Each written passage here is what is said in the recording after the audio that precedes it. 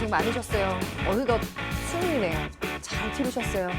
수능까지 오면서 길게 느껴지기도 하고 힘든 순간들에는 이거 언제 끝나나 했는데 역시 끝이 나네요.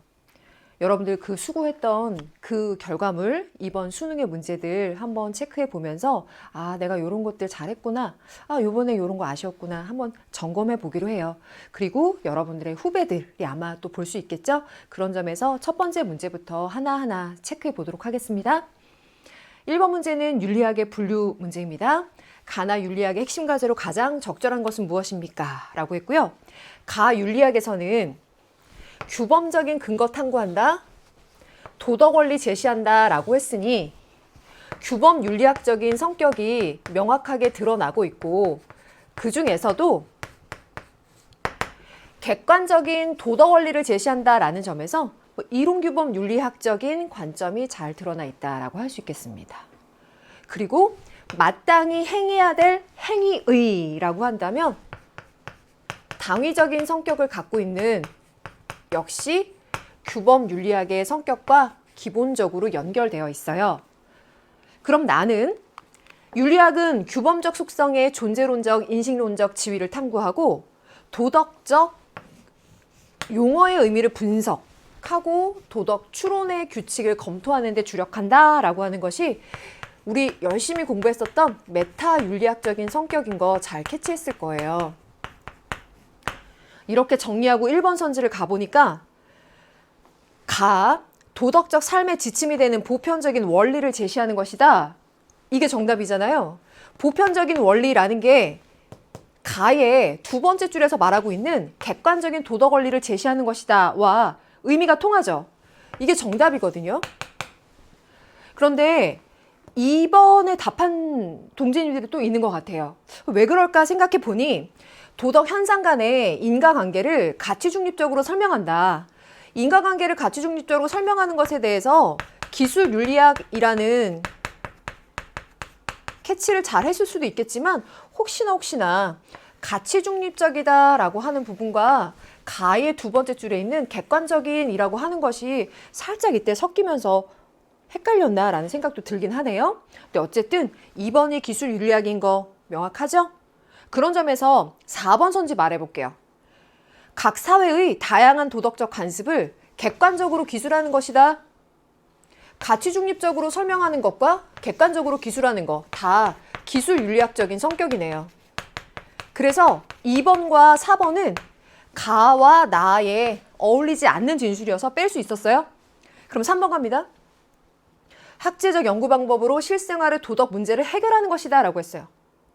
자, 도덕 문제를 해결하는 것이라는 궁극적인 지향점에서 규범윤리학적인 성격을 알 수 있는데 학제적인 연구 방법, 그걸 실생활에 적용해서 문제 해결하는 거.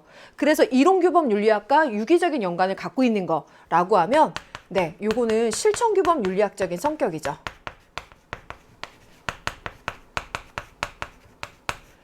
그래서 이 3번은 나와 어울리지 않기도 하고요. 근데 중요한 건 나 같은 경우에는 윤리학으로 우리가 얘기를 하긴 하지만 실제적인 문제 해결 부분에 대해서 큰 관심을 갖고 있다라고는 평가할 수가 없죠. 그러니 이 3번의 진술과 나가 더더욱 안 어울리니까 빼줄 수 있겠다. 그럼 5번. 도덕 언어의 의미와 도덕 추론의 구조를 분석한다라고 했어요. 나번의 이 두 번째 줄 문장이요. 5번 선지랑 그대로 통하죠. 그럼 나에 관해서는 어울리지만 가 자체에는 어울리지 않죠. 주력하는 것을 이야기한다라고 한다면요. 그래서 5번도 적절한 답이 아니고 1번만이 답이다. 이렇게 정리가 됐네요. 어떠세요? 좋습니다. 1번 윤리학의 분류였고요. 수고하셨어요. 그럼 두 번째 문제 갑니다. 다음을 주장한 사상가 입장에서 문제 상황 속 A에게 제시할 조언으로 가장 적절한 게 뭔가? 그래서 윤리학의 다양한 윤리학적인 접근법 중에서 이 사상가가 문제 상황에 뭐라고 조언할지를 물어보는 또 정형적인 문제 패턴이에요. 그럼 제시문에서 가장 핵심을 얘기할 수 있는 건 쾌락에 대해서 이야기하면서 양적인 측정을 얘기하는데요. 그 양적인 측정의 전제가 될 수 있는 게 모든 쾌락이 질적으로 동일하다라는 점이에요. 그럼 질적 관점에서 그러니까 질적 관점에서 쾌락을 논하는 것이 아니라 보다 많은 양의 쾌락을 가져오는 결과를 산출하는 행동이 옳다라고 보는 거겠죠. 그래서 쾌락주의적인 관점을 쭉 이어가는 근대 사상가, 공리주의적인 관점 캐치하고, 그 공리주의 중에서도 질적 공리주의, 양적 공리주의 나눌 수 있겠지만 여기서는 양적 공리주의를 얘기하는 것일 테고, 그걸 사상가로 특정 지어 보자면 벤담이라고 특정 지을 수 있겠죠. 그래서 기준에 의해서 쾌락과 고통에 의해서 영향받을 사람의 수를 참작해야 된다라고 이야기하는 벤담의 입장이 잘 정리됐어요. 그럼 여기에서 문제 상황에 가니 되게 리얼한데? 부모님께 용돈을 받은 학생 A가 게임 아이템을 구매하라고 하고 있지. 자주 그랬겠지. 이때 구호단체에서 온 기부 권고 문자를 봤어. 요때 게임 아이템을 구매하는 대신 기부를 해야 할지, 이렇게 뭔가 잔잔하게 요 갈등이 왔다는 것 자체가 이 친구는 그래도 멋진 친구인데? 그래서 이 친구에게 좀 더 벤담의 관점에서는 뭐라고 조언을 해주는 게 적절하겠는가입니다. 그럼 이 양적 공리주의 벤담이라는 거 체크하면서 정답지 화면으로 넘겨보면요. 일단 5번이요. 요거부터 말씀드리겠습니다. 양뿐만 아니라 질적 차이까지 고려해서 기부 여부를 결정하세요.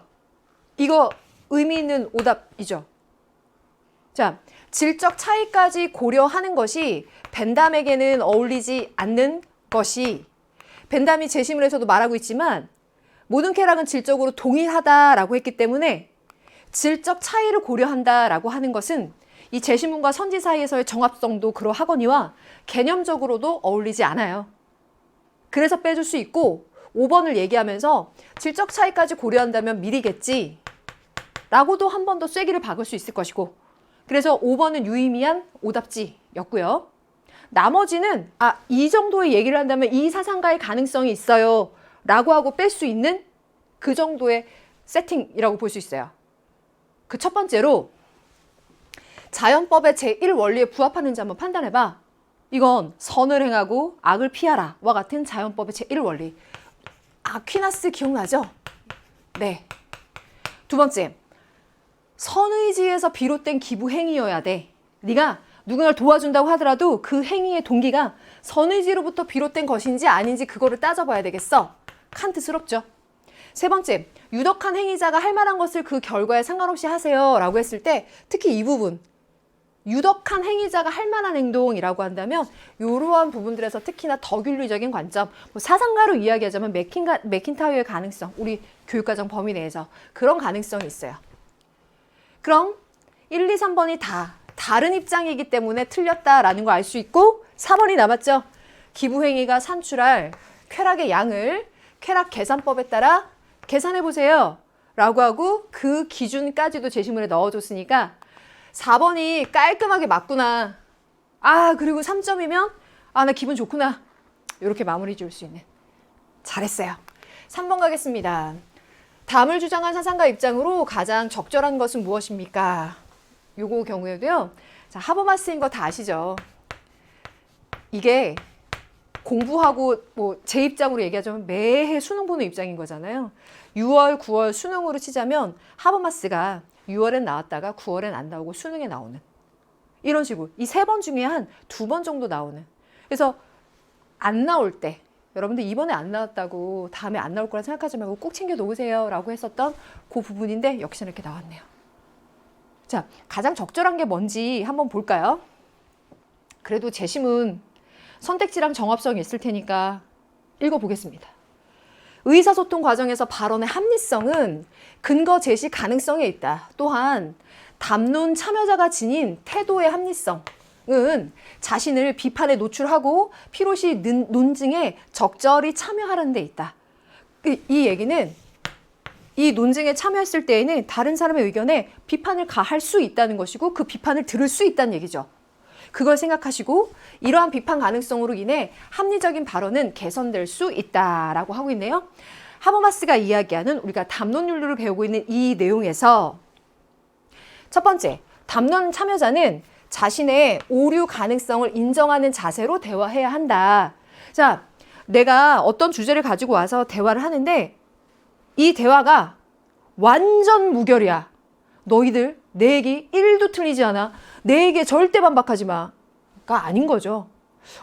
나는 나름 생각해보고 이 내용이 좋겠다 해서 가져왔지만 내 의견에도 오류가 있을 수 있지. 그러니 한번 들어볼게. 너가 비판하는 내용 한번 귀 열고 맘 열고 들어볼게. 아, 네 얘기 들으니까 이런 점이 맞다. 그럼 나 이런 거 수정을 할게. 이게 바로 합리적인 자세겠죠. 그래서 1번이 정답이에요. 깔끔하게 1번 끝났어요. 그럼 나머지는 왜 틀렸는지 확인해 볼게요. 이게 안 된다 막 이렇게 끝나가지고 풀면서 이렇게 웃으면서 짝짝짝 했는데요. 여러분들도 그러시지 않았어요? 2번 보면요. 담론 참여자는 타인의 의견에 비판적 이의를 제기해선 안 된다. 왜 안 되겠어요? 이의를 제기할 수 있어야죠. 심지어 비판에 노출하고, 제가 이 부분에서 그렇게 설명드린 거예요. 비판에 노출하고 라는 말은 누군가가 비판할 수 있는 거고 그 비판을 나는 들어야 되는 거고, 그러니까 비판적인 이의를 제기해선 안 된다라고 하는 건 안 돼요. 세 번째, 담론 참여자는 합의한 결론에 대해서 다시 문제를 제기해선 안 된다. 아니요, 틀려요. 우리 많이 공부했지만 뭔가 결정됐어요. 하지만 이거 다시 한번 생각해보자. 이거 좀 문제가 있었던 것 같아. 재합의할 수 있어요. 그러니까 맞지 않는 진술이고요. 4번, 담론 참여자의 전문성을 기준으로 발언의 기회를 제한해야 된다. 그렇게 제한하면 안 돼요. 전문성을 갖고 있는 사람의 의견을 들을 수 있겠지만 이 발언의 기회를 그러한 기준으로 제한할 수는 없습니다. 제한하면 안 됩니다. 이렇게 정리할 수 있겠네요. 5번, 담론 참여자는 자신의 개인적 이익, 준칙, 이 부분에서 좀 이거 좀 생각해 봐야 되나 하실런지 모르겠지만 우리 자신의 욕구나 감정, 주장 등을 표현할 수 있어야 된다라고 공부했던 것들 있죠? 그것과 관련해서 개인적 이익이나 준칙을 주장할 수 있어야 돼요. 그렇게 해서 오픈하고 같이 얘기하는 거죠. 안 된다고 해서 틀렸어요. 정답 1번이에요. 좋아요. 그럼 4번 가요. 야, 이거 또 나왔네. 야, 그때 애들 이거 틀렸지? 내가 그때 딱 보자마자 애들한테 기억의 반론이다잉. 기억 자체를 찍으면 틀리는 거야. 근데 또 할 말이 있어. 기억이 4가지의 선지고 기억의 반론은 하나야. 이거 지금 딱 캐치하셨을 거예요. 그런데도 그래요. 실수했을 수도 있죠. 한번 봐봐요.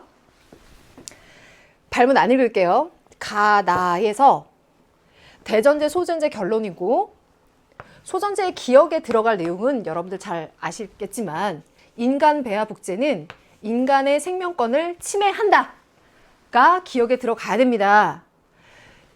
이렇게 화살표 표시 해놓을게요. 그럼 이 내용의 반론을 찾으라는 거죠. 반론의 근거요. 그럼 이 기억에 관련된 내용을 보면 1, 2, 3, 4번에서 인간 배아 복자는 인간의 생명권을 침해한다. 어머, 내가 캐치한 기억의 내용이 바로 1번부터 나와준다니. 이렇게 내 시간을 아껴주네 하고 1번 체크하면 틀린 거예요. 기억의 반론 찾는 거예요. 예. 그러면 2번.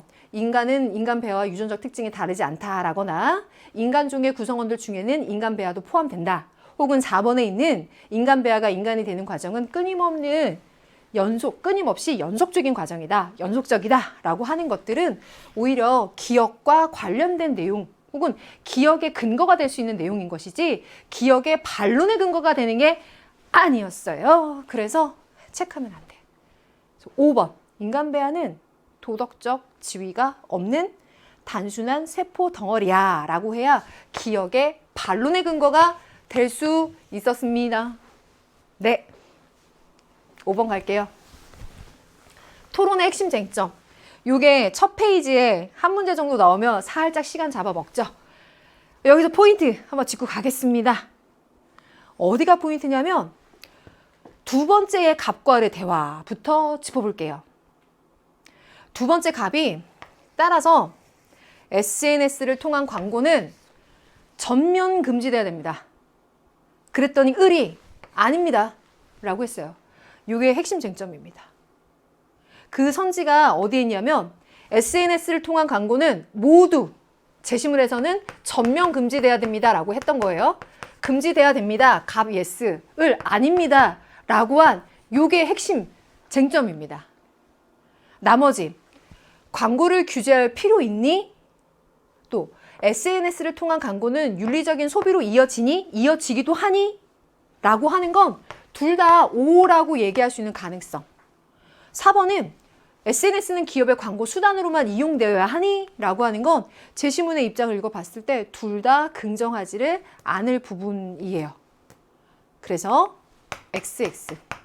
단 허위 과장 광고의 수단으로 악용될 수 있니? 라고 하는 거는 이 부분들에서 악용될 수 있는 여지를 다 생각하면서 그걸 최소화하려면 어떻게 해야 될까? 여기에서 말해주고 있죠. 그래서 여기 또 동그라미 할 수 있는데 핵심 쟁점은 2번인 거죠. 잘했어요. 그럼 첫 번째 페이지 이렇게 마무리 짓고요. 두 번째 페이지 넘어갈까요? 갑을 사상가들의 입장으로 가장 적절한 것은 무엇이겠는가? 동양사상이구나. 동양사상 작년 수능에선 꽤 어렵게 나왔는데 올해에는 또 그만큼은 어렵지 않았는데 이번엔 어떨까 하면서 봤거든요. 그리고 보니 갑에서 바로 유교, 맹자 캐치했으면 좋았는데 그렇지 않았다면 이런 단계를 밟아가는 방법이 있죠. 전 그렇게 한번 설명해 볼게요. 사람의 본성을 이야기하는데요. 어찌 인의의 마음이 없겠는가? 야, 사람 본성에는 인의가 다 있다 라고 해주면 깔끔하겠지만 이렇게 구어체로 사람의 본성에 어찌 인의의 마음이 없겠어? 다 있는 거야 라고 얘기하면서 그 양심을 잃어버리는 이유는 여기서도 하나 짚어야 되겠어요. 양심, 선한 마음이 있지만 그것을 잃어버리기도 한다라고 하는 건 너의 양심, 선한 마음 잃어버렸다. 살짝 놓아버렸네. 방심했네. 그거 구해와라. 구방심. 기억나죠? 맹자가 했던 얘기예요. 그래서 마치 도끼로 산의 나무를 아침마다 베는 것처럼 스스로 양심의 싹을 자르기 때문이다. 그래서 제가 이거 얘기한 건 지금 이 내용은 방심을 한 거고 맹자가 이야기하는 수양의 지향점은 방심을 다시 찾아와라 라는 구방심에 대한 지향점이 있는 그런 맥락이다라고 지금 설명드린 거예요. 그러면서 양심을 보존하지 못하면 금수와 같아져. 야, 인간이 다 양심이 선천적으로 있거든. 그걸 킵해야 되는데 그거 못하면은 그냥 동물이에요 라고 하는 얘기잖아요. 양심을 보존해라. 양심을 보존해라. 그래서 네가 갖고 있는 선한 본성, 인의가 들어있는 그 선한 본성을 키우도록 해. 존심양성. 그래서 유교, 맹자. 포인트들이 진짜 잘 들어가 있어. 요런 거 빼내는 재미가 있죠. 근데 을 가볼게요.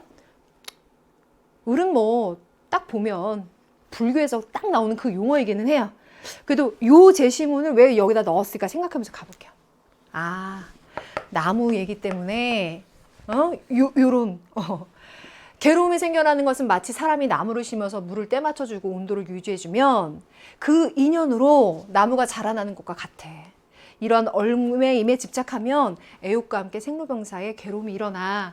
그래서 이 모든 현상들의 원인, 조건, 결과를 설명하는 인연, 불교 혹은 석가모니의 관점이다 라고 정리할 수 있겠습니다. 그러면 선지화면으로 넘어갈게요.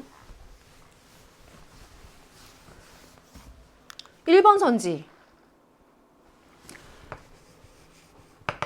너 본성에는 인의가 들어가 있다? 존심해주는 게 진짜 중요하다? 방심했으면 다시 구해와야 돼? 이걸 잘 알 테니까 본성을 잃게 되는 거에 대한 걱정을 맹자가 하고 있겠구나 라고 생각하면서 1번에 접근했을 수는 있어요. 근데 조심해야 되는 게 나쁜 환경에 처한 사람이 반드시 본성을 잃게 되는 거냐? 그건 아니에요. 나쁜 환경에 처했더라도 자신의 본성을 잘 지켜내는 존심양성하는 그런 사람들이 있을 수 있겠죠. 그러니 나쁜 환경에 처하면 반드시 본성을 잃는다. 이건 아니죠. 빼내요. 2번. 다른 사람을 편안하게 한 후에야 비로소 자기 수양이 가능하다. 숙이 이 아니는 건 알겠는데 어머 심지어 여기다가 순서를 만들었네. 선후에 순서를 만들었어요. 다른 사람의 마음을 편안하게 한 다음에야 수양하는 거야. 먼저 편안하게 하고 그 다음에 나의 수양이야. 아니에요. 나 자신을 수양함으로써 사람들을 편안하게 한다인 거죠. 그래서 잘못된 진술이기 때문에 빼줍니다. 그럼 세 번째, 탐욕으로 생긴 번뇌. 이게 문제죠. 그걸 극복하기 위해서 깨달음을 얻어야죠. 그렇게 깨달음을 얻으면 와, 이 세상에 고정불변하는 게 없는데 나는 고정불변하는 게 있다고 생각하고 그게 내 거라고 생각하고 집착을 했구나. 와, 그래서 내가 괴로웠네. 야, 이 세상에 모든 게 다 변하는데 내 게 어딨어. 나도 없는데 내 게 어딨어. 야, 집착하지 말아야겠다. 이런 깨달음이 언제 올래나 모르겠어요. 그 깨달음이 오면 괴로움이 소멸된다는 거 아니에요. 그러니 힘들어도 그 깨달음의 과정을 가자 이건데, 야, 너 깨달아도 괴로움은 안 없어져. 야, 이렇게 허무한 말이 어디 있습니까? 3번 틀렸어요. 4번. 나와 남. 야, 이거 공부했던 게 나 그대로 생각나서 나와 남이 둘이 아니에요. 이 순서로 쓰면서 얘기했어요. 자타불이, 그러니까 인연생기를 깨달으면 자타불이를 알기 때문에 그래서 나 아닌 존재에 대해서 함부로 할 수 없잖아요. 그게 불교에서 말하는 사랑이에요. 어머나, 이게 생각나더라. 여러분들도 그렇게 생각났기를, 거의 음성지원 되듯이 생각났기를, 그래서 3점 득점했기를 바래요. 그럼 5번. 인륜의 규범에서 벗어나야 땡. 왜? 갑이 유교잖아요. 유교라면 인륜의 규범이 구현된 사회를 엄청 중요하게 생각해요. 그걸 벗어나라니. 그래서 갑이 세팅되어 있다면 인륜의 규범에서 벗어나 어울리지가 않습니다. 오히려 인륜의 규범을 따르라고 할 테니. 그러니 빼줄 수 있겠습니다. 네. 그래서 선생님 그러면 뭐 불교 입장에서는 인륜의 규범을 좋아하나요? 싫어하나요? 이런 이유로 접근할 수도 있겠지만 잘 아시죠? 이 세팅은 갑에게서 맞지 않는 구도로 그 부분의 특징을 지어진 오답으로 구성되어 있는 거예요. 그래서 그걸 딱 빼내시면 되는 거죠. 4번 맞고요. 잘했습니다. 사상 부분이라 제가 또 힘 좋네요. 네, 7번 갑니다. 야, 나 또 이거 보면서 시험지 받고 나서 별 생각 다 하잖아요. 야, 6월에는 홉스 단독제 시문의 기니디, 9월에는 로크 단독제 시문의 기니디. 그래서 친구들이랑 야, 그러면은 수능에는 홉스 로크 둘 중에 하나 나오거나 아니면 홉스 갑 로크 을 이렇게 나오지 않겠냐? 근데 또 기니디 나오겠지 이렇게 말했었는데 하나는 맞고 하나는 틀렸네. 홉스 로크가 짝지어진 거는 맞았어. 근데 기니디는 아니었어. 순서대로 나왔네요. 그러면 조금 더 복잡하게 생각할 수도 있었을 것 같은데 여러분도 어떻게 풀었는지 모르겠어요. 저 이렇게 풀어봤는데 한번 들어보실래요? 갑과 을 경우에 제시문들이 뭔가 이렇게 느껴져. 아까 동양사상에서는 나무가 들어가는 제시문. 이 부분에서는 동물이 들어가요. 늑대랑 여우, 스컹크 얘기가 들어가요. 일부러 이런 걸 뽑지 않으셨을까 싶어요. 자, 그럼 재밌게 한번 읽어봐요. 갑의 경우에는 많이는 서로 늑대처럼 싸우는 자연 상태에서 벗어나기 위해. 이거 보면서 야, 우리 자연 사회계약론 홉스 이야기할 때 서로가 서로에게 늑대, 이 부분 제가 얘기해드렸죠. 그 늑대, 자연 상태 이야기하는 홉스 입장이에요. 이거에서 벗어나고 싶은 거예요. 이유는 여러분들 너무 잘 아십니다. 상호계약을 맺어서 하나의 인격으로 결합해야 된다. 야, 이 인격이 이번 선택지에서 결정적입니다. 이 인격이 자연적인 인격이냐? 결론부터 말하자면 자연적 인격이 아닙니다. 그래서 니은 빼주는 게 중요한 거였어요. 자, 인격이라는 이야기는 제시문에도 나왔어요. 하나의 인격. 그런데 그건 자연적 인격이 아닙니다. 그럼 뭡니까? 인공적 인격이죠. 인공적이고 인위적인 인격이에요. 자, 이 인격은 구성원들이 합의의 산물로 만들어낸 거란 말이에요. 하나의 합의체와 같은 것이죠. 이건 자연적인 인격이 아니라 이렇게 계약에 의해서 형성된 하나의 인공적인 인격, 즉 리바이어던. 네, 다시 읽겠습니다. 이 인격을 지닌 통치자는 모든 사람의 힘과 수단을 임의로 사용할 수 있는 권력을 지닌다. 요런 텍스트에 나와 있는 문장 자체가 선지로 들어갔었던 게 한 6월까지 어떤 패턴들이었다면 9월부터 여기 약간 이 패턴 깨졌다라고 우리 얘기했었죠? 네. 제시문 그대로 들어가고 요런 부분을 훅 찌르는 선지가 나온 거예요. 아, 이거 찌른 김에 니은 들어간 거 빼고 갑시다. 그럼 두 개로 압축되는 거예요. 자, 그럼 절대 권력의 책임을 묻지 않는 식의 합의는 여우나 스컨크를 피해서 사자에게 잡아먹히는데 만족하는 것과 같아. 통치자가 시민의 생명, 자유 및 자산을 보존하지 못할 때 시민은 통치자에 저항할 수 있어. 그러면 여기에서 로크에게서 전형적으로 나왔던 그런 표현들이 아니라 좀 새롭죠? 그 새로운 얘기를 들으면서도 끝부분 보니까 특히나 자산을 보존하지 못해? 야, 그럼 저항할 수 있어. 로크가 이야기하는 부분인 것이 잘 나오죠. 그러니까 신탁된 권력인 것인데 만약에 이걸 지켜주지 못하면 철회될 수 있다라고 했던 부분. 하고 싶은 얘기가 많아가지고 신나서 좀 얘기를 했는데 괜찮으시죠? 홉스와 로크입니다. 자, 요 얘기를 하려는 거였지만 요 정도 설명은 해야 되잖아, 그죠? 네. 그럼 이렇게 쓰고 가볼게요. 그리고 기억. 국가의 통치자가 사회 계약을 위반하는 거 가능한가? 라고 했을 때 일단 제가 여러분들 입장에 대해서 생각해 봤어요. 로크가 더 자신 있겠다. 통치자가 사회 계약을 위반해? 그러면 우린 저항하는 거야. 그렇잖아요. 그래서 로크 입장에서 가능한가? 그렇다면 안 된다. 통치자가 사회 계약을 위반하는 거는 안 된다. 옳지 못하다. 라고 답을 해줘야 되겠죠. 그게 제가 리을번과 연결시켜서 설명 한번 해볼게요. 우리 홉스는 신의계약, 로크는 신탁계약. 이거 개념에서부터 얘기해 왔잖아요. 그런 점에서 로크의 계약론에서는 신탁계약에 의해서 통치자에게 신탁된 권력만 주어져요. 이거 들어갔다고 안 쫄았죠? 신탁된 권력이 주어지고 그걸 바탕으로 생명자유 자산 보존해줘.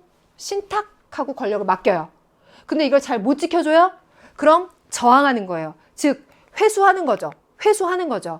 그럼 왜 이렇게 신탁된 권력만 주어지고 그게 잘 지켜지지 않으면 저항하거나 이게 회수되는 것인가 라고 한다면 기억번에서처럼 통치자가 사회계약을 위반하는 게 가능하냐 아니냐라는 측면보다 좀 더 짚어서 얘기해 보자면 통치자가 사회계약을 위반하면 돼요 안 돼요? 이 얘기인 거죠. 그러면 안 돼요.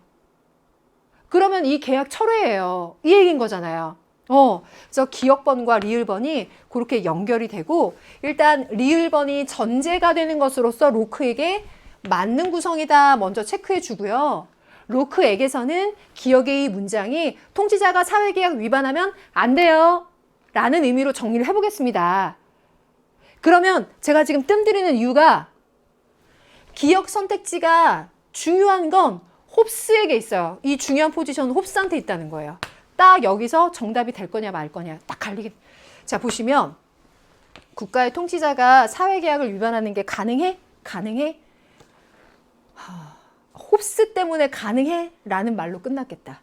가능해? 라고 묻는다면 여러분들이 두 갈래로 문제 풀었을 수 있을 것 같아요. 첫 번째는 홉스도 사회계약론자잖아. 그래서 리바이어던에게 그런 권력을 부여하면서 이렇게 절대 군주를 세우면서 이제 우리 계약을 맺었어. 그런데 통치자가 리바이어던이 그 계약을 위반해? 그럼 안 되지. 그러니까 가능한가? 안 돼. 근데 여기 예라고 되어 있네. 그러면 이거 틀렸네. 라고 해서 기억을 빼냈을 가능성이 또 있을 것 같아요. 그게 잘못 푼 건 아니에요. 일단 정답은 잘 맞아 들어갔어요. 그 제가 첫 번째의 문제 푸는 방법을 말씀드린 거잖아요. 근데 두 번째는요. 요거는 좀 설명드려도 되죠. 네. 또 후배들이 또 공부할 수 있으니까 요거 조금만 얘기하고 갈게요. 우리 파이널 체크 모의고사 바로 앞에 강의 있었어요. 알죠? 있었어요. 거기에 3회 13번인가? 여러분들 제가 학교에서 학생들하고 공부하다 보니까 사회계약론 어렵고 더 어렵게 나올까봐 불안해서 되게 어려운 문제들 가져와서 보고 어려운 자료들 계속 들어가던데 그거보다는 차라리 이미 어렵게 문제가 나오고 있는 윤사회 사회계약론 문제 풀어보는 게 어때요? 라고 하면서 제가 24학년도 9월 12번 윤사 문제를 가져와서 같이 풀었어요. 거기에 있는 선택지 중에 하나가 주권자는 시민들과 맺은 사회계약을 준수할 의무가 있다. 이 선택지가 있었고 그게 맞지 않는 거다라는 그 설명을 주권자는 인민과 맺는 사회계약의 주체자가 될 수는 없어요. 그래서 주권자는 시민들과 맺은 사회계약, 즉 그 주권자 자체가 인민과 맺는 사회계약의 주체가 되지 않기 때문에 이 표현은 홉스의 사회계약론은 맞지 않습니다. 근데 이게 윤사에서 나온 거고 아직까지 생민에서는 안 나왔고요. 좀 딥한 거기도 하니까 참고 삼아 들어두세요 하면서 넘어갔었거든요. 근데 그게 단서가 되네요. 자, 주권자는 인민과 맺는 사회계약의 주체가 될 수 없어요. 그래서 통치자는 사회계약의 당사자가 아닌 거예요. 따라서 통치자는 사회계약을 위반한다라는 것이 불가능해요. 그래서 이 어미 처리를 홉스에게 맞춘 O 진술로 더 최적화? 그냥 제 느낌이에요. 제 촉이에요. 최적화하기 위해서 이렇게 끝나지 않았을까라는 생각이 들어요. 두 사람 다에게서 OX를 물어봐야 되겠지만 특히나 홉스에게서 이렇게 물어봤을 때 더 적절히 마무리가 되어줄 수 있는 지금 말한 대로 통치자는 사회계약의 당사자가 아니다. 그러니 통치자가 사회계약을 위반한다라는 것은 불가능하다. 그래서 요때 정의 불의의 문제가 이제 생길 수 있는 거죠. X. 그렇게 되면 여기가 빠지는 거, 기억이 빠지는 거. 요렇게 해서 딱 압축되어 들어가는 형식으로 문제를 풀었을 수도 있는데 두 가지 다 설명 이제 드려봤습니다. 두 번째 이야기가 좀 더 정확하게 개념을 다듬을 수 있는 설명이 되겠죠? 네, 그럼 이제 니은번 갈게요. 국가는 신의 계약으로 탄생한 자연적 인격인가? 이거 아까 X 했었어요. 인격이라고 제시문에서 분명 말해주고 있으나 그 인격은 자연적인 인격이 아니라 그거보다 훨씬 강력한 인공적 인격이라는 거예요. 혹은 뭐 인위적 인격이라 할 수도 있겠죠. 그러니 니은번은 맞지 않습니다. 빼줬어요. 그리고 신의 계약이라고 하는 아까 말했던 우리가 개념부터 챙겨왔던 그 단어가 들어가네요. 그럼 디귿번. 국가가 부재하는 곳에서는 각자의 소유권도 부재하는가? 와, 우리 6월과 그 전에 있었던 문제들에서 뭐 정의, 불의, 자연 상태에서는 정의와 불의의 구분이 없고 막 근데 이게 오답지로 나오고 막 열심히 했었잖아요. 그걸 설명하면서 이것도 말했었죠. 자연 상태에서는 내 것과 네 것의 구분도 없어. 그러니까 서로가 서로에게 늑대야. 그러니까 싸우는 거야. 얘기했었잖아요. 그러니 내가 내 것을 소유해야 되겠지만 그것이 완전히 보장되기는 힘든 상태인 거야. 이런 논의들을 우리가 해오지 않았습니까? 그러니 디귿번에서 보면 국가가 부재하는 곳에는 뭘로 바꾸시면 되겠어요? 국가 상태 이전의 상태죠. 그 상태에서는 각자의 소유권도 부재하냐. 그러니까 내 소유권, 내 거, 네 거. 이게 성립할 수 있냐 없냐. 이 얘기죠. 부재하냐, 부재한다 라고 해주는 게 맞겠죠. 그래서 디귿번, 리을번 들어가는 요 3번이 정답이 되겠습니다. 요렇게요. 잘 맞추셨길 바래요. 오답률이 얼마나 나왔을까 봤는데 그래도 잘 푸셨을 것 같고 이 구도로 어차피 이 세팅 자체가 그거니까 명확히 틀린 거 빼가면서 정답 잘 찾아내신 걸로 생각이 되는데 그래도 개념 한번 짚어봤습니다. 좀 시간 많이 할애했습니다. 예, 고생했어요. 제가 학생들 많이 걱정해서 야 진짜 차라리 윤리 영역 내에서 교육과정 내에서 문항이 어떻게 진화되고 있는지 그걸 짚어보는 게 나아 했는데 진짜 그랬어. 한번 말하고 싶었어. 8번. 다음을 주장한 사상가 입장에서 문항상학서 A에게 제시할 조언으로 가장 적절한 것은 무엇입니까? 라고 했는데요. 마땅함이라는 게 들어가 있죠. 우리 1번 규범윤리학 얘기할 때도 마땅함 들어갔는데 여기에서의 마땅함은 중용으로서의 마땅함을 이야기하는 거죠. 참 멋진 얘기야. 마땅한 때에 마땅한 방식, 마땅하게 행동하는 것을 이야기하는 건 아리스토텔레스인 거죠. 그래서 지난해에도 아리스토텔레스에게서 문항이 하나 나왔었는데 올해도 나왔네요. 그리고 문제 상황 속에는 폭식 문제에다가 넣었어요. 자신이 좋아하는 음식이 나올 때는 폭식을 하고 좋아하는 음식이 나오지 않을 때는 거의 먹지 않고 버려. 자신의 건강과 올바른 생활 태도에 대한 식습관이 무엇인지 고민하고 있어. 고민하고 있다면 너한테는 가능성이 있다. 자, 이 친구한테 어떠한 조언을 해줄 수 있겠는가? 아리스토텔레스의 중용의 개념을 두고 판단해 보자면 바로 정답이 막 손이 가지 않아요? 먹는 즐거움을 느낄 때에도 절제덕이 필요해. 야, 아무리 너가 좋아하는 거 나온데도 지나칠 정도로 너무 많이 먹지만 그 건강에 해로울 수 있다. 절제해봐. 어때요? 이게 정답인 거죠. 그럼 나머지 신속하게 한번 얘기해 볼게요. 1번, 먹는 행위와 좋은 품성의 형성은 서로 무관. 아니, 굉장히 관련있음. 먹는 행위를 하는 것과 좋은 품성을 형성하는 것. 내가 어떤 행동과 실천을 하느냐와 품성을 형성하는 것은 무관할 수 없다.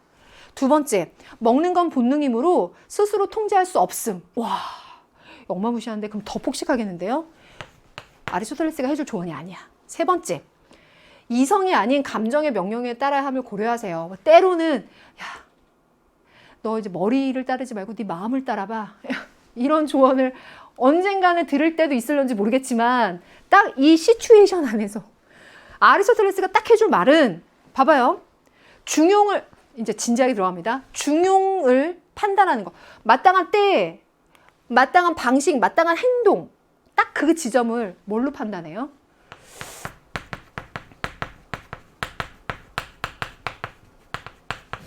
요게 판단하거든요. 그래서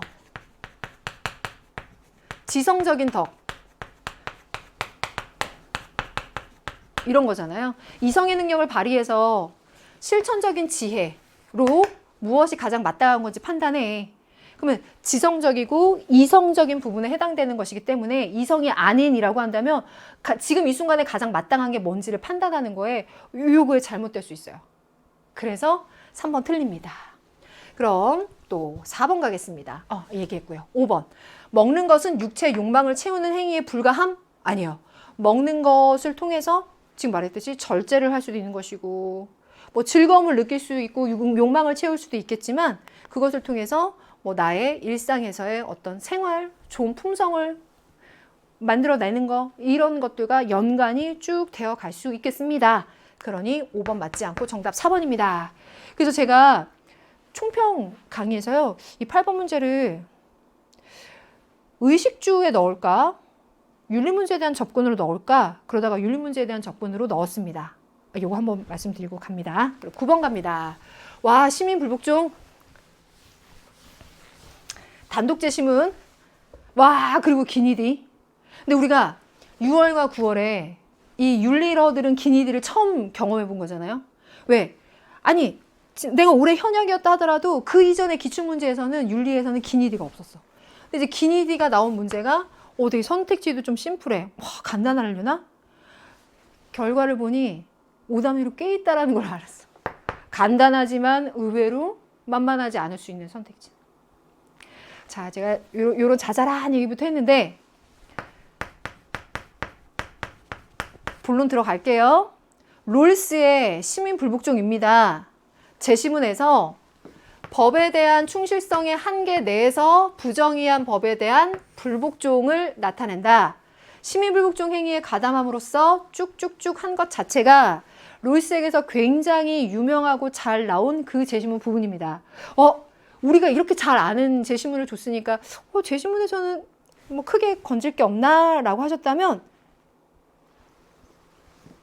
니은 선지.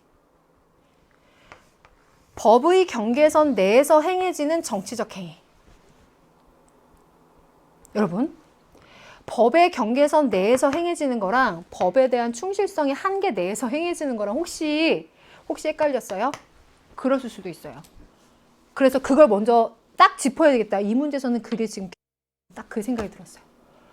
자, 왜냐하면 시민 불복종이 법에 대한 충실성의 한계 내에서 내가 이 법을 어기지만 내가 이 사회의 정의를 지켜나가겠다라고 하는 법에 대한 충실성의 한계 내에서 이루어짐으로써 나는 나의 이 위법 행위에 대한 처벌을 감수한다. 이 얘기인 거죠. 그러니 시민 불복종은 법에 대한 충실성의 한계 내에서 이루어지는 정치적 행위예요.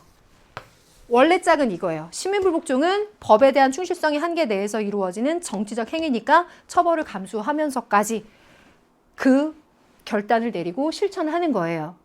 단, 시민불복종은 지금 얘기한 것처럼 처벌을 감수하는 거죠. 왜요? 위법행위니까요. 법리적으로는 법을 어기는 행동이에요. 법을 어겼어요? 법에 맞지 않아요? 법의 선 바깥으로 나간 거예요. 법의 경계선 바깥으로 나간 행위예요. 위법 행위요. 네. 그래서 법의 경계선 내에서 행해지는 게 아니라 법의 선 밖으로 나간 겁니다. 위법 행위예요. 그래서 이 표현도 이렇게 제시문 쭉 읽어보면 그쵸? 같이 나오니까 헷갈릴 수 있는데 법의 경계선 바깥에서 즉 위법 행위를 하는 거고 다만 법에 대한 충실성의 한계 내에서 난 처벌 감수하면서 이걸 하겠다. 요거거든요. 그래서 니은번을 빼내는 거. 첫 번째 스텝 굉장히 중요해요. 그리고 디귿번 말씀드릴게요. 부정의한 법의 변역 얘기했어요. 저는 제시문 읽고 선지 읽고 두 개 다 이렇게 꼭 연결시켜요. 연결되잖아요. 부정의한 법에 대한 불복종 왜 하냐? 그건 부정의한 법을 변역시키려고. 우리 거의 정의로운 사회인데 이 사회에 정의를 실현하면서 지켜가면서 나가야 되는데 일부 다수의 정의관의 근거에서 봤을 때 일부 그 부정의의 심각성이 굉장히 심한 경우 그 부정의한 법을 변역할 것을 목적으로 시민불복종 일어나는 거 아닙니까? 그러니 목적이 아니라 결과다. 아니 부정의한 법의 변역을 목적으로 하는 거예요. 그러니 지급번 빼내는 거예요. 설마? 정답이 하나인가? 하나네. 하나야. 시민불복종은 다수의 정의감을 나타내는 양심적 행위야. 다수의 정의감을 기초로 그것에 의해서 판단하고 그것을 나타내는 위법 행위지만 양심적인 행위야. 얼마나 많이 공부했어요. 그래서 이 진술 자체는 부드럽게 잘 판단하셨을 거예요. 다만 기억과 니은번에서 야 이게 지금까지 이런 걸 훅 물어본 적은 없고 그렇다고 우리가 안 한 것도 아닌데 야 이거 새롭게 흔들리네. 새롭게 흔들리는 맛이 있었어. 정답은 1번이요. 2점이었어요. 잘했어요. 그럼 10번 갑니다. 이것도 저는 이 생각을 했는데 자 칸트이고 예술가 윤리고 이런 얘기 다 할 건데요. 이 생각을 했어요. 이 뭔가 이 새로운 느낌이 굉장히 어려웠던 문제. 그러니까 예를 들어서 난이도가 한 10명 중에 한 2~3명 겨우 맞출 수 있는 그런 어려운 문제를 한 10명 중에 한 4~5명은 맞출 수 있게 해주는 거야. 그냥 제 촉이에요, 촉. 네. 그런데 한 10명 중에 7~8명이 다 맞추던 거를 10명 중에 한 6명 정도 맞추게끔 만드는 게 이런 문제 아니었을까? 라는 생각이 들어요. 이거 콕 이해했죠? 네. 예술과 윤리야. 뭐 도덕주의, 심리주의, 혹은 뭐 둘의 조화. 항상 나오던 그 패턴에서 크게 어려울 게 없어. 근데 우리가 공부하면서 근데요. 플라톤하고 칸트가 갑과을로 나온 요 문장이 있었는데 그 역대급으로 좀 수준이 있었어요. 수준이 낮다 높다라기보다는 난도의 수준이 수월하지만은 않았어요. 했었는데 거기에서 칸트만 뚝 떼서 나왔습니다. 야, 근데 요거 진짜 학교에서도 그래서 요거 열심히 공부했는데 탁 나와줬어요. 우리 강의에서도 물론 칸트의 이 부분도 놓치지 말자라고 했었는데 칸트 하면 이건 안 나올 순 없다. 미적인 것은 윤리적으로 좋은 것의 상징이다. 그 상징에 대해서 이야기를 하면서 읽어볼게요. 넘기지 말아요. 이 읽는 거에서 선택지랑 연결시켜요. 미적인 것은 다른 모든 사람들의 동의를 요구하며 요구해야 마땅하다. 여기에서 이렇게 해요. 그러니까 미적인 판단을 하잖아요. 그게 개인의 주관적인 판단으로 이제 미적 판단, 취미 판단을 할 수는 있지만 그것이 다른 사람들과 공유되며 다른 사람들의 동의를 요구한다라는 이런 말 들어가면 이 번역투가 막 또 되게 안 좋게 들리나 봐. 그런 거 아니야. 야, 너 이 음악 한번 들어봐. 되게 좋지? 이 한번 봐봐. 이 되잖아요. 너 저 그림 봐봐라. 뭐 되게 느낌 좋아. 한번 봐봐. 이런 거 있잖아요. 그렇게 우리 이거 공부했잖아요. 공통감. 이 공통감이 바로 그 동의를 요구하는 것이고 그래서 보편화될 수 있는 거죠. 그러니 우리가 공부했던 게 이렇게 다 연결돼요. 심지어 제시문에서도 난 그걸 심어줬다라는 생각이 들어서 되게 신경 써서 만들어진 이 세팅이다라는 생각했거든요. 여기서 2번 빼주는 거예요. 그 다음 제시문 두 번째 줄. 이때 우리의 마음은 쾌락의 단순한 감각적 수용을 넘어선 순화와 고양을 의식하게 돼. 순화와 고양을 의식하게 돼. 4번 선지. 미적 대상에 대한 감각적 경험 한대요. 도덕적 고양에 기여할 수 있다. 지금 딱 그 얘기한 거 아니에요? 그럼 4번은 정진술로 맞는 거예요. 와, 심지어 3번이에요. 맞춘 것 같아요. 자, 그리고 3번 선택지로 갈게요. 미적 판단의 대상인 예술은 그 자체로 자율성 지닐 수 있냐 없냐. 혹은 5번 미적 판단 능력은 옳고 그름을 판단하는 도덕적 능력에 종속되냐. 그래서 이 미적인 영역과 도덕의 영역이 그러니까 종속되는 거냐 자율성이 없는 거냐 이 얘기를 하자면 그렇지 않다라는 걸 꼭 판단해 주셔야 되겠죠. 자, 왜요? 위에서 말한 대로 미적인 것은 윤리적으로 좋은 것의 상징이기는 해. 그렇긴 하지만 미적 판단이 도덕적인 능력에 종속되는 건 아니야. 우리가 그 기출문제 풀고 얘기하면서도 도덕, 예술의 각각의 독립적인 영역을 인정하지만 이런 점에서 상징이 된다라는 결론으로 귀결하는 거야. 우리 이거 공부했었죠? 그래서 틀렸다라는 거 알 수 있고 그렇다면 3번으로 가보니 미적 판단인 예술은 그 자체로 자율성 지닐 수 있죠? 독립적인 영역 인정하는 거죠. 없다라고 했으니 틀렸어요. 그리고 1번. 미적 판단과 도덕 판단은 모두 이해관심에 근거해야 되는가?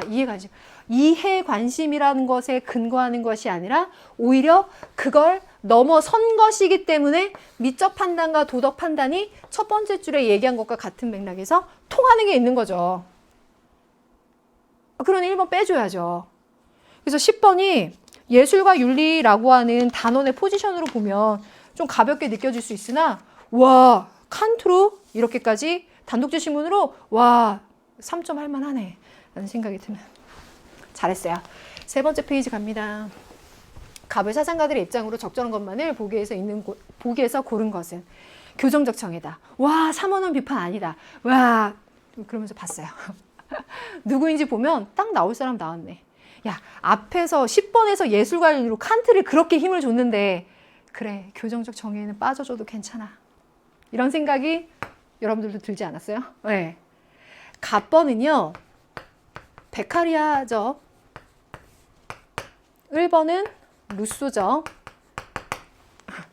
왜 제시문 안 읽고 훅 넘어가요? 아니요. 제시문 탁탁탁 연결시키면서 설명드릴 거예요. 갈게요. 기억번 갑. 형벌은 모든 고통을 한순간에 집중시켜야만 효과적이다. 자, 그러면 형벌의 효과에 대해서 베카리아는 뭐가 더 중요하다. 가중치를 두고 비교급으로 봤을 때요. 뭐가 더 중요해요? 강도도 지속성도 다 판단 요소에 넣어야 되고 각각 어느 정도의 효과가 있을 수 있겠지만 더 중요한 효과를 가져오는 건 뭡니까? 그럼 지속성이잖아요. 뭐 지속적으로 오래오래 저 고통스러운 모습을 사람들한테 보게 하는 게 효과적이야 라고 했는데 한순간에 집중시켜. 그래서 예를 들어 사형을 집행하는 모습을 보는 것처럼 한순간에 집중된 그 모습을 보는 거 일시적으로는 효과가 강렬한 효과가 있을 수 있겠지만 지속적이진 않다는 거지. 그래서 기억번은 제시문과 바로 연결되기 이전에도 개념적으로 지속성과 강도에 대한 개념을 잘 이해하고 계셨다면 기억선지는 잘못 정리된 내용이니까 빼줘야 된다라고 하셨을 거야. 잘했어요. 그럼 니은번. 이 문장 참 좋지. 법은 살인을 금지하는 거지. 다른 사람의 생명을 해쳐서는 안 돼. 그건 옳지 못한 행위야. 위법한 행위야. 라고 법은 정했어요. 근데 그 법에 의해서 자, 다른 사람의 생명을 해치는 건 위법이야. 근데 네가 다른 사람의 생명을 해쳤어? 그럼 네 생명을 가져가겠어? 는 안 된다는 거잖아요. 왜? 지금 이 말대로 법은 살인을 금지하지. 그런데 그 법에 의해서 살인하는 형벌, 뭐겠어요? 사형을 내린다는 건 부당하다. 이게 베카리아 입장이에요. 베카리아가 이런 말을 했어? 라고 하면 생각할지 모르겠지만 그 입장이 잘 정리가 되고 베카리아가 이런 입장을 가지고 얘기한 거예요. 거기다가 여기까지 들어주세요. 그거를 제시문에 딱 넣어놨어요. 진짜 신경 많이 쓰신 것 같아요. 여기 봐봐요. 첫 번째 줄. 법은 살인을 미워하고 처벌해. 그래서 살인을 저지른 사람에게 미워하고 처벌하면서 예를 들어 종신노역형을 내린단 말이에요. 그런데 그런 법이 스스로 살인을 범한다? 예를 들어 너는 살인을 했으니까 나도 너를 살인해서 벌 줄게? 어리석다는 거잖아요. 그쵸? 이 내용이 니은 선지랑 논리적으로 딱 연결되는 얘기죠. 근데 니은번 맞는 진술이라는 걸 알 수 있어요. 좋아요. 그럼 을번 가볼게요. 법을 제정하는 행위는 일반 의제 행사이다. 루소. 위법 행위와 형벌의 관계에 따라 형법이 제정된다. 라고 했고요. 여기에 우리는 그를 국가의 적으로서 처벌하는 것이다. 라고 했어요. 국가의 적으로서 죄인을 사형을 처하는 거죠. 국가의 적. 그러면 디귿 선택지 갑니다. 모든 형벌은 범죄자를 시민의 일원으로서 처벌하는 것이냐? 아니요. 국가의 적으로서. 공공의 적으로서 처벌한다 그랬어요. 그러니 디귿번 개념으로도 빼줄 수 있고 기출로도 훈련됐지만 제시문과 또 연결되네. 리을번 사회계약의 목적에 반하는 형벌은 정당성이 없다. 이렇게 내면 학생들이 대대로 헷갈려 했어요. 일단 속어법으로 리을이 맞아야 되는데 이거 어떡하지? 이렇게 고민했다면 그래도 스텝은 잘 밟아왔어. 그럼 이렇게 생각해 봅시다. 나는 일단 사회계약론에 기반해서 형벌의 정당성 여부를 판단해 보겠어. 그런데 이 사회계약의 목적에 반하는 형벌은 정당성이 없다라는 판단을 내릴 거야. 사회계약의 목적을 달성시켜줘야 그 형벌이 정당하지. 그렇지 않으면 난 정당하지 않다고 판단할 거야. 라는 걸 딱 달고 들어가 보니 갑은 그래서 나는 있잖아. 사형이라는 형벌은 사회계약의 목적에 반하는 형벌이어서 그건 좀 정당성이 없다고 생각해. 대신 사형이 아니라 종신노역형과 같은 형벌이 오히려 사회계약의 목적을 잘 달성한다고 생각해. 라고 말할 거고. 루소의 경우에는 사회계약의 목적을 달성하는 형벌이 옳은 거야. 그러니 그 기준으로 보면 사회계약을 위반하고 예를 들어서 국가에 맞서 전쟁을 선포한 죄인에게는 그를 시민으로부터 안전하게 분리하거나 추방하거나 영구 분리하는 것이 맞는 형벌이야 라고 루소에게서도 맞겠죠. 그러니 리을번이 맞다라는 걸 한 번 더 확인하면서 11번의 정답 4번 이렇게요. 이 문제도 꽤 중요했죠? 잘했어요. 12번 갑니다. 다음을 주장한 사상가가 강조하는 공직자의 자세로 옳지 않은 것은 말했죠? 사회와 윤리에, 직업과 윤리에, 청년 파트에 정약용 선생님의 문제는 꼭 이렇게 거의 단독 제시문으로 하나씩 나온다라고 했고 제시문에 내용 보니 절약할 것. 그래서 이렇게 가족을 데려가지 마. 형제간에는 가끔 왕래해도 되지만 오래 머물지 마라고 하면서 이렇게 말하자면 공직자, 벼슬자리에 있을 때 어떻게 해야 되는가. 거기에 내가 위임돼서 가게 됐을 때도 어떻게 해야 될까? 부임하러 갈 때 어떻게 해야 될까? 이 얘기를 해주는 것인데 옳지 않은 걸 고르라 했어요. 1번 사사로운 정에 따른 이익보다는 청렴을 중시해야 되는 거 매우 중요하죠. 정리가 잘 되어 있죠. 또 자애의 덕을 지니기 위해서는 반드시 절용해야 돼. 여기 보시면 씀씀이를 절약하고 절용하는 게 백성들을 사랑하고 그걸 실천하는 방법이야. 필요해. 그 다음 세 번째, 청백리가 되려면 나 자신한테는 관대해야 돼. 사랑해, 사랑해, 사랑해, 나를 사랑해, 오늘도 수고했어. 자신에게만 관대하고가 그런 의미로 쓰인 게 아닐 거 아니에요. 가족에게도 이렇게 데려가지 않을 만큼 엄격해야 되겠지만 자기 자신에게도 얘 어긋나는 건 없는지, 내가 이 물자들을 함부로 사용하는 건 없는지 스스로 끊임없이 성찰해야 되겠죠. 그리고 자신에게만 관대하고. 틀렸다. 4번, 세금 사용에 주의를 기울여서 국민의 경제적 부담을 줄여야 돼. 그러려면 자신의 관대한 것보다는 훨씬 더 성찰적인 자세가 들어가겠습니다. 맞습니다. 5번, 공적 재산이 국민의 노력으로 이루어진 것임을 유념해라. 그러니 절용해라. 씀씀이 아껴라. 그게 자애로 이어진다. 맞겠죠? 정답 3번 정리됐습니다. 잘 보셨어요. 13번, 갑을의 입장으로 가장 적절한 것은 성과 사랑의 관계 부분에서 이렇게 사파까지 넣어주니까 더 친절한 느낌이었어. 근데 이제 갑의 경우에는 질서유지, 결혼, 부부, 더 말 안 해요. 보수주의. 을번은 배려와 사랑. 굳이 결혼과 결부시키지는 않지만 쾌락만을 추구하는 성은 안 돼. 그러면 배려와 사랑을 이야기한다면 중도주의적 관점. 괜찮죠? 그럼 이렇게 깨끗이 치우고, 갑에는 보수주의, 중도주의. 이건 이제 숨어있는 한 끝을 조심해야지. 1번, 성적 관계에서 개인의 자유가 사회적 책임보다 중요하다. X, 사회적인 책임이 중요하기 때문에 이렇게 부부간에 결혼의 울타리 안에서 양육의 책임 같은 걸 얘기하겠죠. 2번 갑, 출산과 양육은 바람직한 성적 관계 조건이 아니다. 아니요, 조건이에요. 그래서 X예요. 출산과 양육을 중요하게 생각했죠. 이렇게 이어지기도 하죠.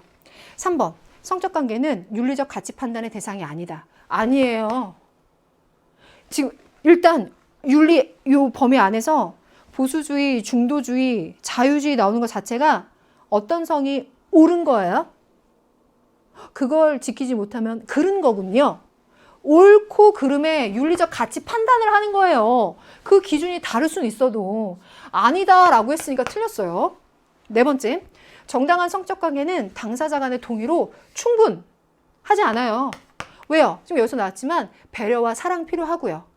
그런 사랑이 또 필요하기도 하겠지만 동의를 하면서 결정권을 존중해줘야 되겠죠. 그러니 결정권 존중해주는 동의도 당연 필요할 것이고 사랑과 배려 같은 것도 필요하니 동의만으로 충분하다는 안 돼요. 그래서 정답이 5번에 가 있었구나. 당사자 간의 사랑을 전제로 하는가? 네. 1번은 부부간의 사랑. 갑번은 부부간의 사랑. 을번은 사랑하는 사람 간에 일 테니까. 그래서 5번 정답. 고맙게 득점. 오케이. 14번 갑니다. 와. 정의의 주제 예쁘게 정리됐는데 분배적 정의겠죠. 왈전은 안 나왔죠. 두 사람이겠죠. 이 생각하면서 접근을 해 우리는 기계적으로. 그러면 갑번은 정의의 1차적 주제는 사회 기본구조, 즉 사회 주요 제도가 권리와 의무를 배분하고 사회 협동체로부터 생긴 이익의 분배를 정하는 방식이다. 이 중요한 전제죠. 롤스 선생님의 입장인 것이고 기본 구조를 규제하는 원칙은 원초적 합의의 대상이다. 그래서 정의의 원칙에 대해서 설명해주고 계십니다. 1번의 경우에는 정의의 주제는 3가지다. 누군가의 소유물이 될 수 있는가? 어떻게 다른 사람의 소유물이 될 수 있는가? 바로잡을 수 있는 거. 와, 이 표현 새롭긴 하다. 근데 우리 공부했던 거. 취득. 소유물이 될 수 있니? 그게 이전. 다른 사람의 소유물이 될 수 있니? 어머, 너네 그 사이에 부정했니? 바로 잡을게. 교정. 이 3가지 얘기한 거죠? 항상 보던 그 얘기예요. 그럼 롤스와 노직을 두고 갑걸로 봤을 때 이게 길지 않죠? 짧은데 좀 새롭고 그렇다고 내가 지금까지 영어 안 했던 건 아니야. 근데 어떤 한 포인트에선가 고민을 하게 되는 그런 점이 있는 것 같네요. 기억 부분도 볼게요.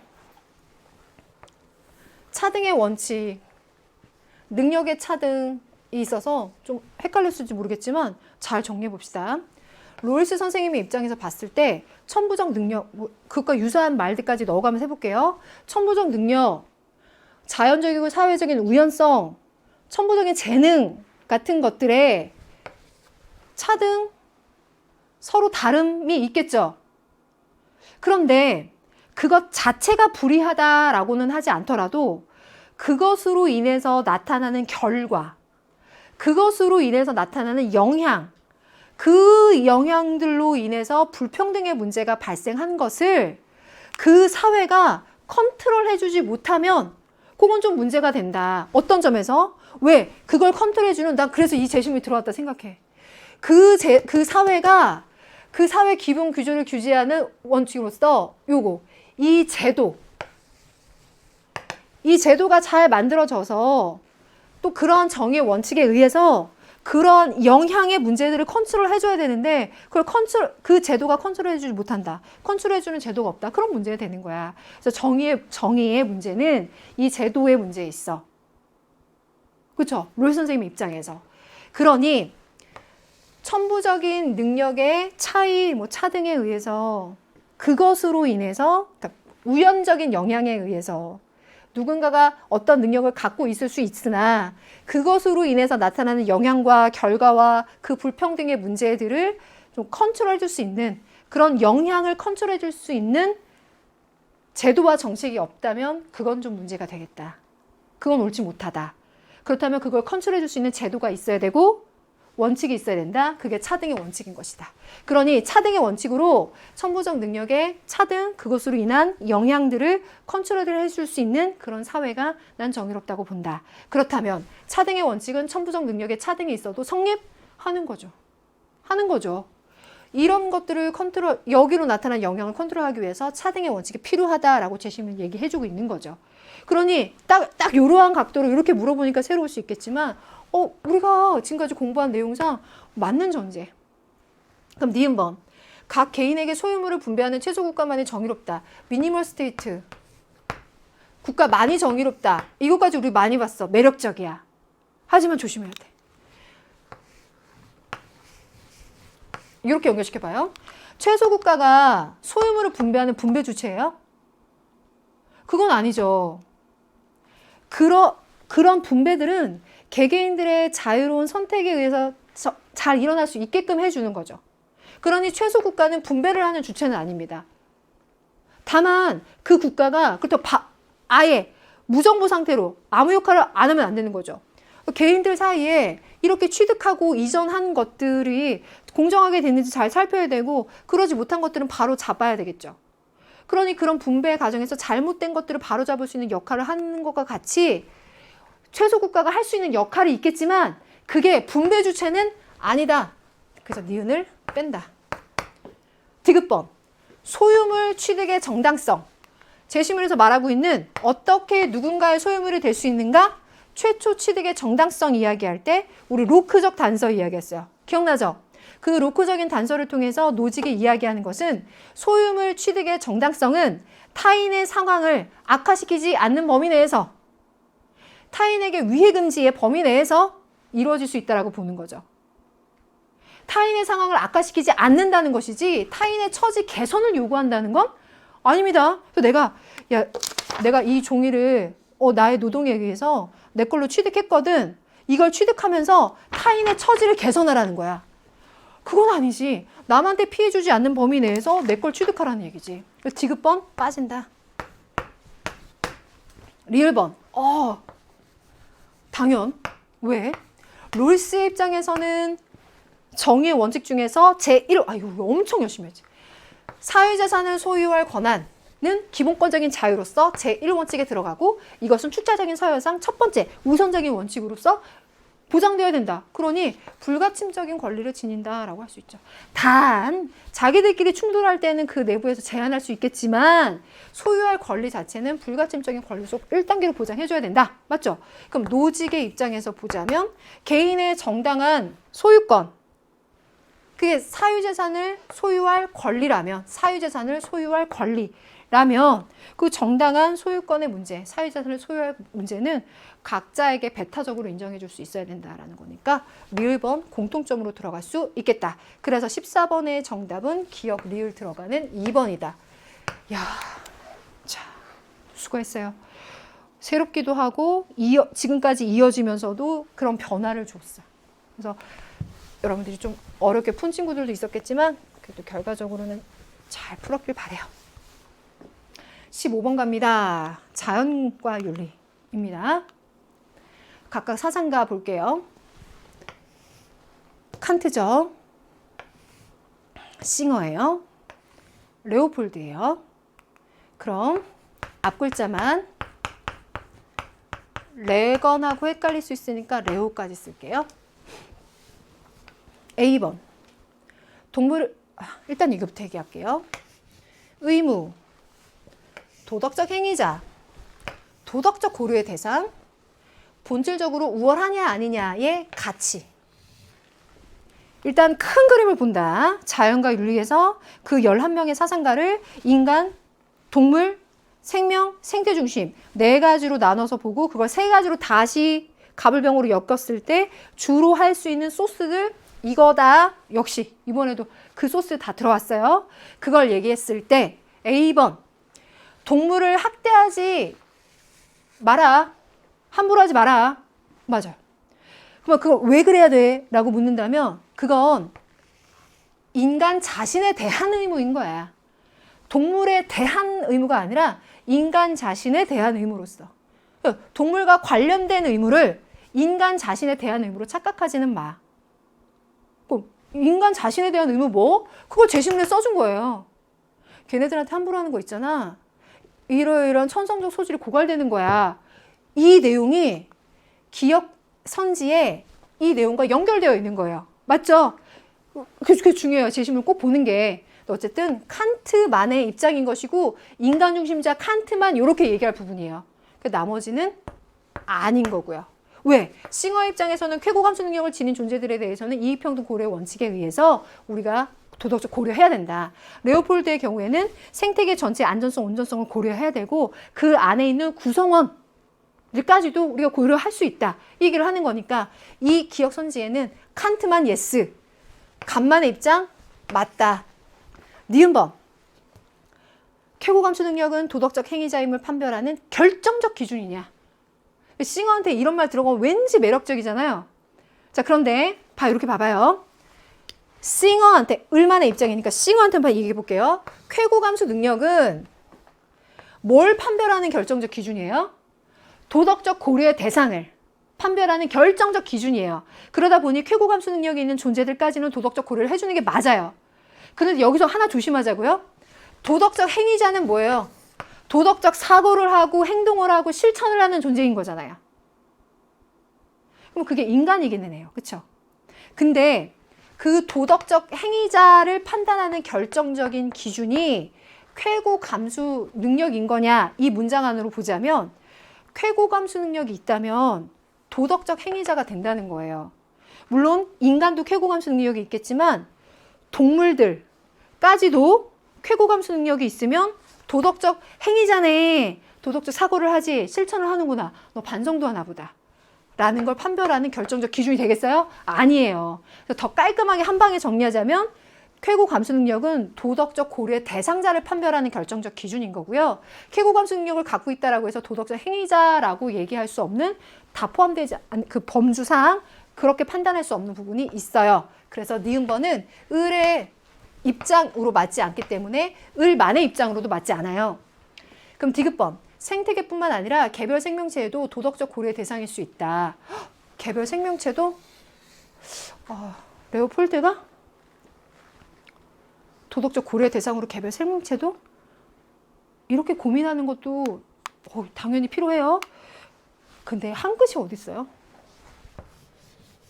이 말 아니에요? 생태계뿐만 아니라 개별 생명체도 그러니까 도덕적 고려의 대상으로 생태계도 고려한다는 거잖아요. 그럼 지금 칸트, 싱어, 레오폴드 중에서 이 문장에 답할 수 있는 건 예스라고 답할 수 있는 건 생태 중심주의자인 레오폴드만의 입장이 맞겠네요. 왜요? 자, 생태계 자체에 이 생태 피라미드로 그릴게요.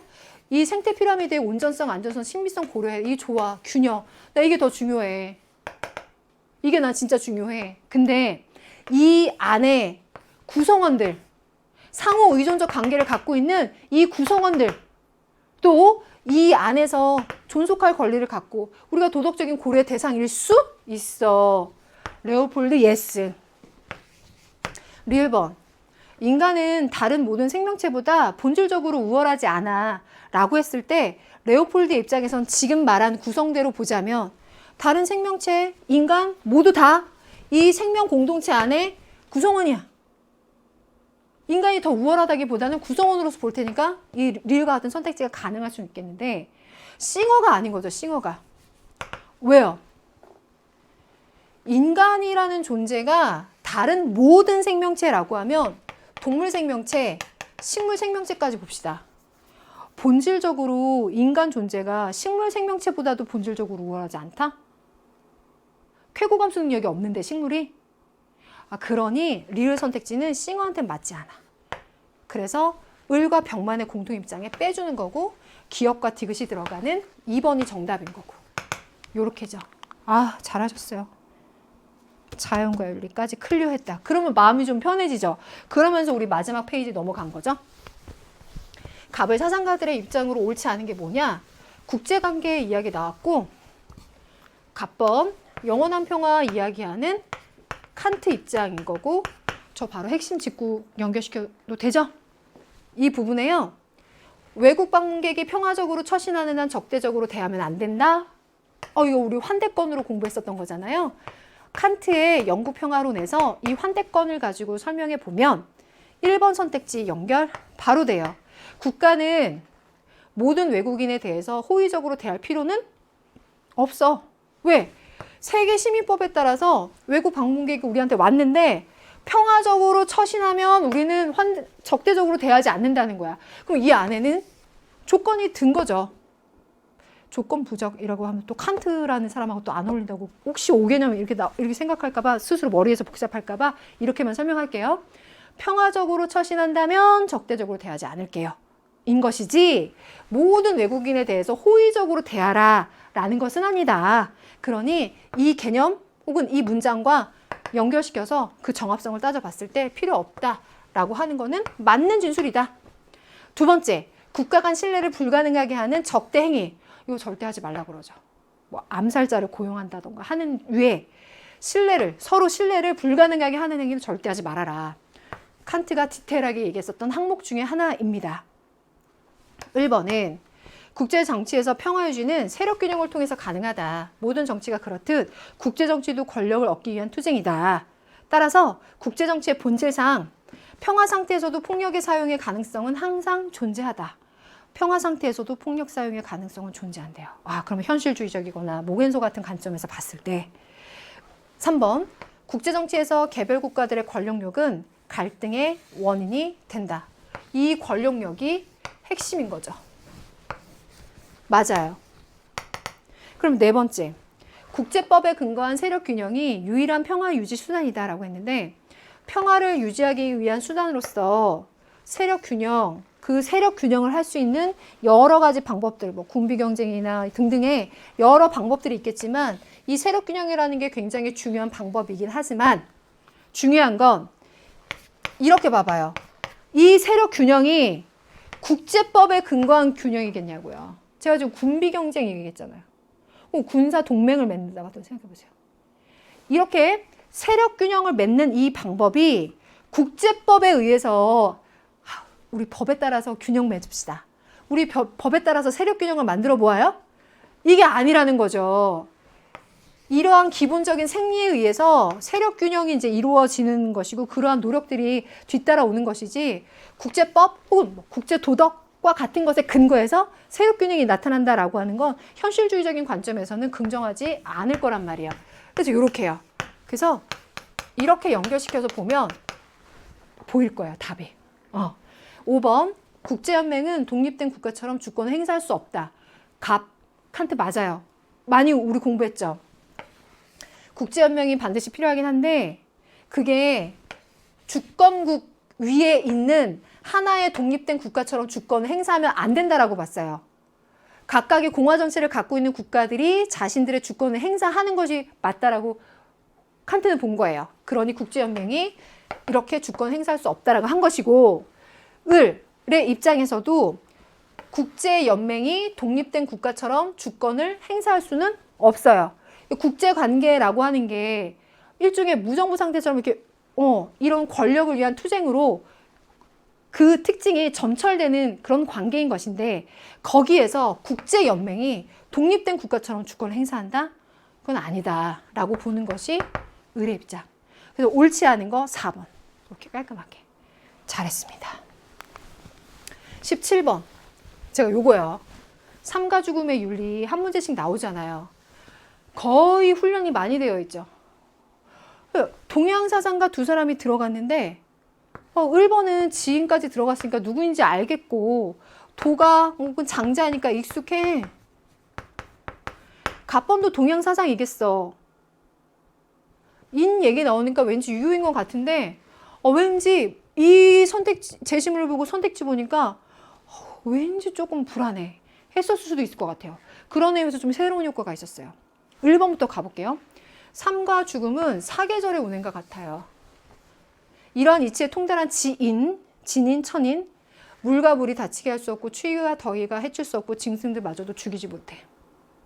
그럼 여기서 하나만 짚어봐요. 5번 선지요.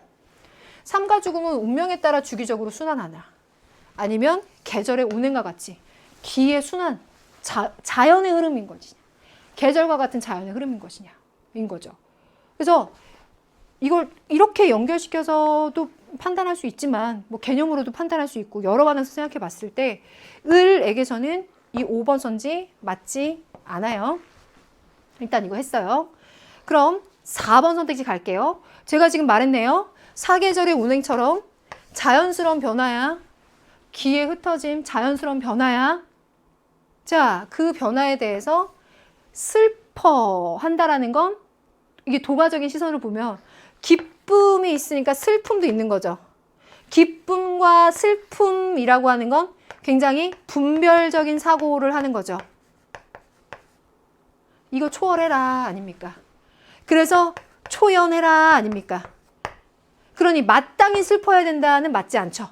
굳이 연결고리 얘기해보자면 애도의 예를 강조하는 것은 유가적인 입장일 것이고 그런 것에 대해서 도가는 좀 비판적인 입장이니까 빼줄 수 있겠습니다. 3번.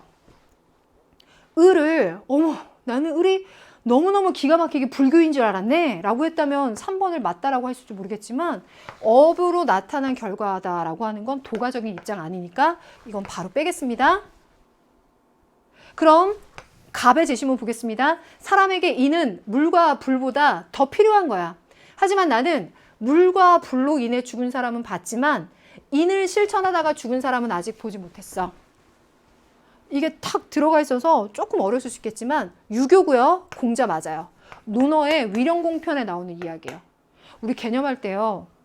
제가 이렇게 출처도 얘기해주고 하면서 위령공편 얘기해주고 뭐 예를 들어 유교에서 살신성인, 사생취의 이런 얘기를 해주면서 이 인의 실천, 도덕성의 실천을 굉장히 중요하게 보고 있다. 요 얘기를 했었어요. 그 점에서 2번을 보시면 죽음을 맞이하는 한이 있더라도 그것 자체를 뭐 두려워하거나 하기보단 도덕을 추구하는 게 옳아. 이게 공자적인 관점인 거죠. 살신성인, 사생취의하는 그런 유가적인 전체적인 입장. 맞는 이야기예요. 2번이 맞고요. 1번. 죽음 이후에 관한 지식이 삶에 관한 지식보다 중요하다. 아니면 삶에 관한 지식이 더 중요하다. 공자와 제자의 대화에서도 우리 알 수 있었잖아요.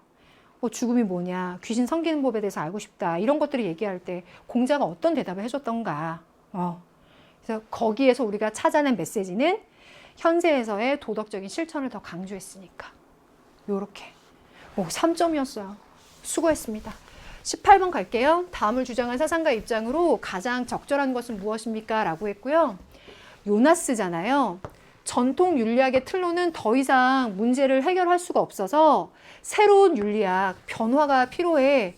그건 생태학적인 정언명령을 수용한 책임윤리학인데 그 책임윤리를 이야기할 때 1번 선지 우리가 책임을 져야 되는 존재는 현 세대 인류뿐만 아니라 미래 세대 인류와 자연 들어가죠.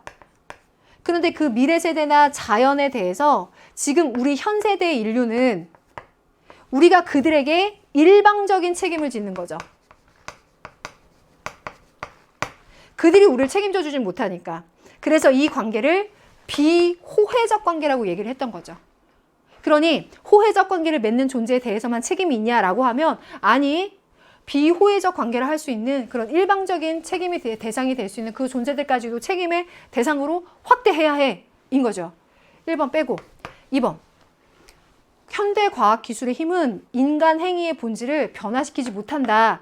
아마 여기서 띵 했을 수도 있어요. 근데 이거 맞아요. 어떻게 맞냐? 그러면 제시문을 그래서 읽어야 돼요. 제가 평소에 제시문 그래서 꼭 읽잖아요. 읽을게요. 인간의 기술적 힘이 발전하면서 인간의 행위의 본질이 변화했다. 변화했다. 제가 동그라미 친 거는 변화했다잖아요. 제시문에 알려주고 있죠. 그러니 갑자기 요나스에서 너무너무 어려운 개념을 물어서 이걸로 난도 조절하겠다라는 의도가 아니고 이런 부분을 제시문에 넣어뒀는데 그 정합성을 따져서 논리적으로 생각할 수 있는지를 묻고 싶은 거예요. 그 제시문 꼭 읽으라 했죠. 변화시켰다입니다. 그래서 틀렸어요. 세 번째, 기술로 얻은 힘의 크기가 커질수록 인간의 책임 범위 넓어진다. 이게 정답이에요. 네 번째, 과학기술로 인한 비의도적 결과는 인간의 책임일 필요가 없다. 아니요. 비의도적인 결과조차도 책임의 대상으로 확대합니다. 5번, 전통윤리학은 미래 세대의 생존 문제를 모두 해결할 수 있냐? 해결할 수가 없어서 새로운 윤리학의 변화가 필요하다고 했던 거예요. 그래서 X이고 정답 3번이겠죠. 잘하셨어요. 요나스였고요.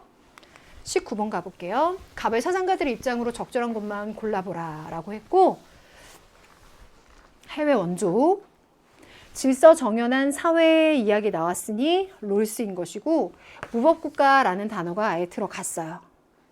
1번은 공리주의적인 관점에서 비용 대비 혜택을 이야기하고 있는 싱어인 거 알려줬어요. 롤스와 싱어를 두고 봤을 때 원조의 대상이 될 수 있는 사회는 롤스가 이 세계 만민법에서 세계를 5가지 부류로 쭉 정리할 때 자유주의적 체제, 비자유주의거나 자유적이지만 적정 수준의 체제, 그리고 무법국가가 되는 사회, 그러니까 팽창적이고 공격적인 사회, 그리고 고통받는 사회, 그리고 자애주의적인 사회를 나누죠. 이걸 외우는 거는 지금까지의 시험의 패턴과 이 교육과정 상에서의 이 진화 버전을 봤을 때는 쓰면서 외우지는 마세요. 근데 제가 수능 개념에서는 꼭 알려드리고 시작을 하긴 해요. 자, 요렇게 되었을 때 이 나라들이 고통받는 사회를 원조해 주는 것이죠. 단, 무법국가는 빠지는 것이죠. 제시문에 그냥 나와 있으니까 무법국가는 빠지는 상태에서 고통받는 사회를 원조해 주는 것인데 그 고통받는 사회는 독재나 착취와 같은 정치 문화, 전통의 결핍으로 인해서 고통받게 되는 그런 사회인 거죠. 될 수 없다라고 했으니 틀린 거죠. 그럼 니은 갈게요. 지금 말했네요. 그 고통받는 사회가요. 이렇게요. 자, 요 사회가요. 독재나 착취로 빈곤한 사회, 고통받는 사회가 스스로 정치 문화를 개선하도록 원조하는 게 롤스가 생각한 섬세하게 계획되고 설계된 원조의 방법인 것이고, 그래서 어느 정도 체제를 갖추게 된다면 차단점이 발생하는 것도 여기에 있는 것이고, 이 부분에 관해서는 올해 시험에서 이제 사인을 계속 줬었네요. 니은번 맞는 얘기죠. 디귿번. 이게 핵심이었겠는데요. 자, 절대 빈곤을 꼭 해결해야 된다. 그러니까 원조는 의무로서 발생할 수 있다. 이 부분에 대해서 의무로 발생할 것이다. 싱어 예스 할 거예요. 근데 정언 명령이요? 아, 의무니까. 싱어가 나 공리주의인 것도 알지만 의무니까 정언 명령이라고 할 것 같아. 라고 한다면 우리요 수능 개념부터 지금까지 오면서 의무론 칸트 할 때 정언 명령, 그 정언 명령 할 때 제가 그 뜻을 엄청 강조했어요. 그 자체가 목적이며 달성하고자 하는 상위의 목적이 없는 거라고 얘기했어요. 캐테고리컬 임퍼레티브 막 얘기하면서 그 정언 명령을 생각해 보면 내가 이 행동을 해서 달성하고자 하는 상위의 목적, 그 목적을 달성했느냐 아니냐의 그 결과를 따져보는 거, 그런 게 아니라는 게 바로 정원 명령이에요. 근데 공리주의는 제시문에 비용 대비 혜택이 나왔잖아요. 내가 이 행위를 함으로써 이 고통을 감소시키는 결과가 와야 돼요. 내 행위의 상위 목적이 있고요. 그 목적을 달성했는지의 결과를 따져봐야 돼요. 그러니까 공리주의 싱어의 입장에서 이 원조의 의무는 정원명령으로 표현할 수가 없어요. 그 디귿이 빠지는 거예요. 저 이거 보면서 그 생각 들었어요. 9월에 교정적 정의에서 칸트 문장의 선택지를 만들면서 끝부분에 필요악이라 썼거든요. 그때 그 필요악 자체를 이해하고 있어야 칸트의 논리와 그 필요악이라는 개념상 정의를 해볼 수 있는 것처럼 이것도 그러한 또 하나의 진화 버전이지 않나 싶어요. 그래서 디귿 빼내는 게 중요했고 리을번 맞지. 원조의 목적은 인류 복지 수준의 균등화 아니다. 둘 다 아니다 라고 얘기할 거예요. 그래서 리을번 맞고요. 니은과 리을번. 그래서 3번이죠. 잘했어요. 와, 마지막 문제예요. 와, 이렇게 텍스트 긴 강연자. 근데 한스킹 선생님하고 정말 사파가 닮았어요. 문명의 충돌을 막기 위해서는 무엇보다 종교 간의 관용과 적극적인 대화에 힘써야 됩니다. 종교 간의 갈등은 이렇게 사람들 고통스럽게 하거든요. 그러니 종교를 인정하지 않는 배타적인 태도 이거 버려야 되고요. 종교 간의 대화 꼭 해야 돼요. 그렇지 않으면 평화도 불가능한 거예요. 이러면서 관용, 진실성 등의 중요한 가치를 얘기하고 있고요. 다시 한번 끝나는 부분은 종교 간의 대화를 통해서 세계윤리를 도출하자. 세계윤리 이야기하는 퀸의 입장입니다. 그럼 대화 얘기했잖아요.